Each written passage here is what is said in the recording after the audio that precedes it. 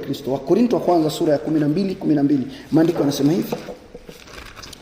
Wakorintho wa kwanza 12 Paulo anasema hivi kwa Wakorintho.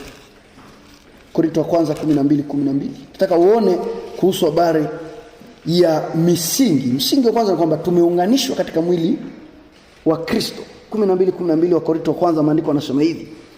Maana kama vile mwili ni moja nao una viungo vingi, na viungo vyote vya mwili ule ni viungo navyo ni vingi, ni mwili mmoja, vivyo hivyo na Kristo.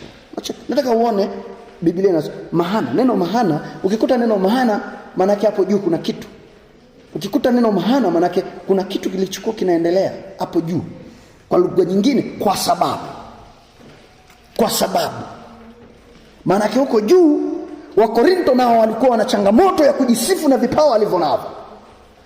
Huyu anafanya miujiza, huyu anajua lugha zaidi ya moja, huyu anaponya, huyu anajua kufundisha, huyu sasa anawaambia lengo la hivyo vipawa.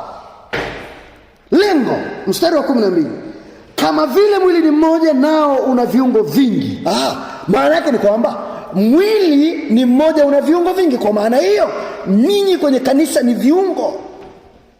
Bwana Yesu asifiwe. Ninyi katika kanisa ni viungo. Kwa hiyo ampo kwa sababu ya mashindano. Wakorintho walikuwa na mashindano, katika kanisa lilikuwa la mashindano ni Wakorintho kwa sababu walikuwa wamebarikiwa vipawa vingi. Lakini kadhalika kanisa la Waefeso lilikuwa ni kanisa tajiri. Lilikuwa limebarikiwa kifedha kwa sababu eneo lilioko ni eneo lilikuwa la kibiashara. Sasa walikuwa wanajipiga wale matajiri walikuwa wanajipiga kifua kwamba sisi tuna utajiri, sisi tuko. Na ndio Paulo akamwambia hapo mnaenda tofauti. Lengo sio utajiri, lengo ni kukamilisha mwili wa Kristo. Wewe Mungu kama amekubariki kuwa na fedha, unatakiwa ulisaidie kanisa la Bwana. Wewe kama umebarikiwa kuwa na karama, unatakiwa ulisaidie kanisa la Bwana. Wewe kama umebarikiwa kujua kufundisha, unatakiwa ulisaidie kanisa la Mungu. Ndivyo vile viungo vilivyo. Huu mguu unanisaidia mimi kutembea, huu mkono unanisaidia kushika, sikio linanisaidia kusikia, pua inanisaidia kunusa, macho yananisaidia kuona. Mwili wangu unakamilika.